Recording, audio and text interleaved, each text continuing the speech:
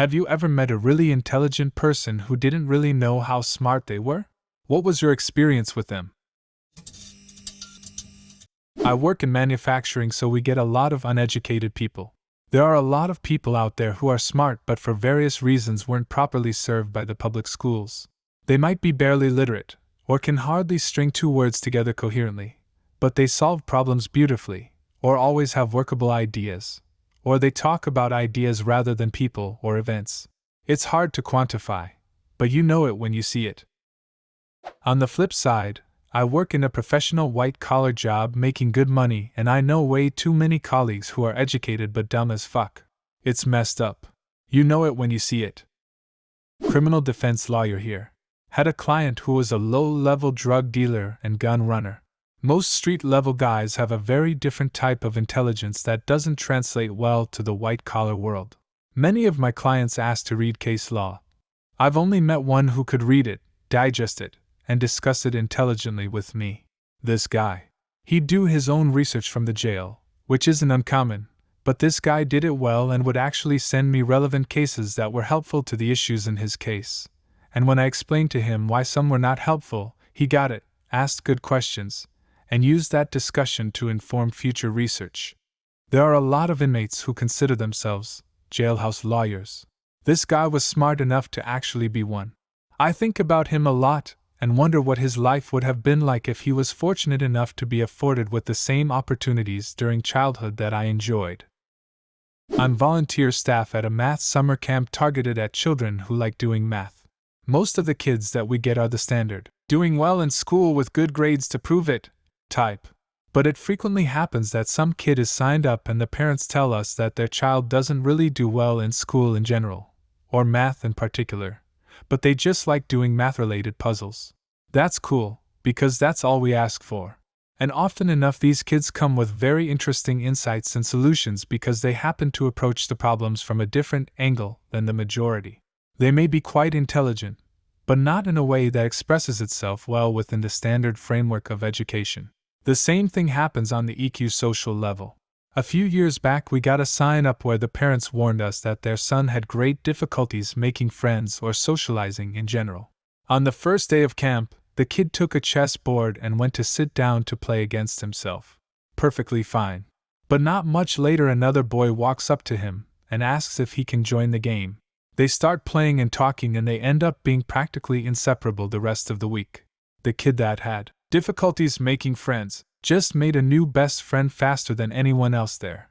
Just need to give people the right environment. People who are great teachers without actually being a teacher. I've always thought people who can teach others are incredibly smart because they're aware enough of what they know to present it to others in such a way they can understand it. The guy I used to work with was a phenomenal teacher of all things paints, powder coating and color matching blending. He had a real passion for it, and it showed in the manner in which he taught and demonstrated what he was talking about. In saying that, he was also very highly strung and had some mental health issues that held him back from doing great things and so believed he was an idiot.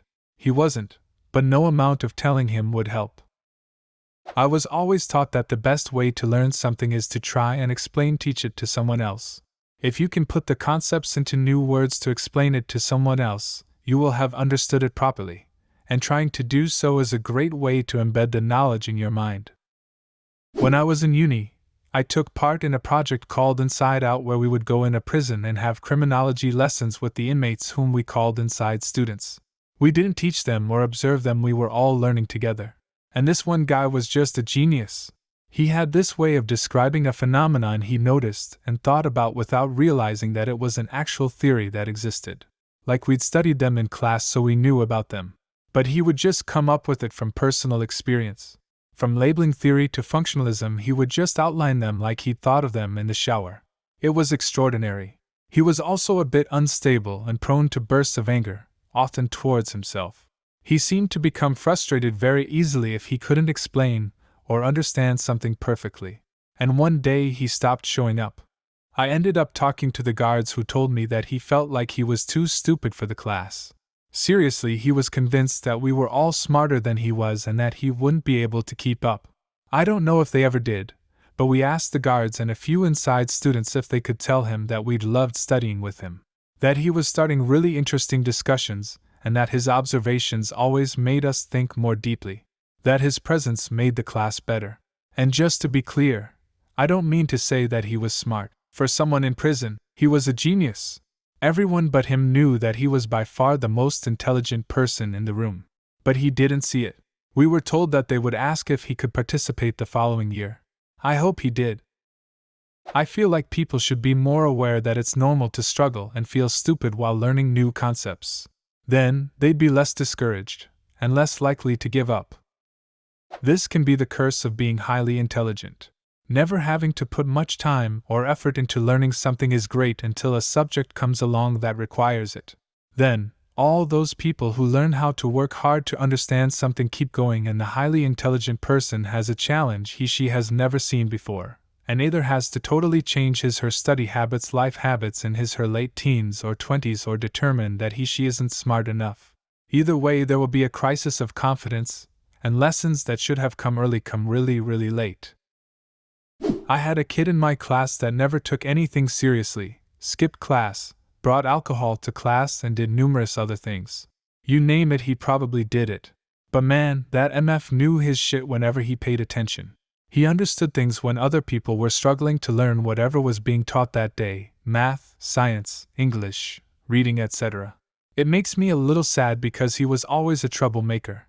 But deep down I knew that he was very smart and was capable of doing good in school.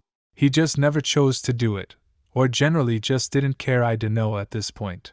I think he got involved with the wrong crowd early on, unfortunately. In my college dorm, we had a kid who took pride on how rarely he was sober. He skipped class regularly, and just didn't care in general, but got perfect scores on practically every test he took. So I'm sure he knew he was very intelligent, he just didn't know what to do with his intelligence. Eventually, he gave up on drinking, ended up triple majoring, and still graduated early. Last I heard, he's living happily in a cabin in the woods somewhere. My dad. He's dyslexic, and growing up in the education system in the 70s didn't provide any support, so he's all but illiterate. He left school at 15 with no qualifications. He always says he's stupid, and it upsets me so much he won't believe it when we tell him he's not. Me, my mom, and my sister all have education beyond degree level, and he's smarter than any of us. He's eloquent, but sometimes mispronounces new words that he's heard in a different accent. Our accent is heavy on the R sound, so I've noticed him adding it to words that don't have R's. But of course he's never seen it written down to know. He watches historical documentaries and tells us about how that links with the one he watched a couple of years prior. He once drove me to university 3 hours away using the route he'd driven in reverse once without checking a map. I wish he could see himself as intelligent. I knew a guy who very smart with the ability to be extremely manipulative, and had no idea. He always got good grades in school, often without studying much at all. What was more impressive was his ability to read people's body language, vocal tone fluctuation, and micro-expressions. Often he would know what emotion someone was feeling and how best to proceed. The guy was a master at subtle communication, such as mirroring, and framing conversations so he would be dominant. He was able to use this social intelligence to get with girls, but he would also use it to get people to do things he wanted. One of the clearest examples of manipulation that I know of is that he got his friend to break up with his longtime girlfriend. His friend's girlfriend was kinda a drag and would be a little annoying around the group. So, he subtly started to slip in emotional and logical suggestions whenever he saw his friend in a moment of emotional vulnerability. Within a week, his friend ended the relationship. I knew one of these people. Once you figure out what they're doing, it can be devastating and horrifying. My mother. She was raised in a poor, abusive family and left school very early to escape. Even now she'll say how she is uneducated, which is true, but she ain't stupid. She raised a bunch of us without much money and was always resourceful and canny at making ends meet. She can do fairly complicated math in her head, does extensive research before making large purchases, forwards me screenshots of quite sophisticated scam emails and tells me why they're fake. She's 78 now and has always embraced new tech. Has no trouble using her smartphone or her PC. She even troubleshoots for her neighbors.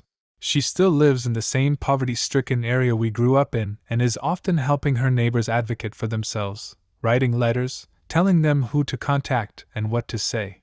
She's also a keen observer of humans. She sees them as they are and takes them as they are with no judgment. She was always progressive for her time and passed down zero racism or other prejudices to us kids. I wonder what she could have done if she had the opportunities she made damn sure we had. Do you have a similar story?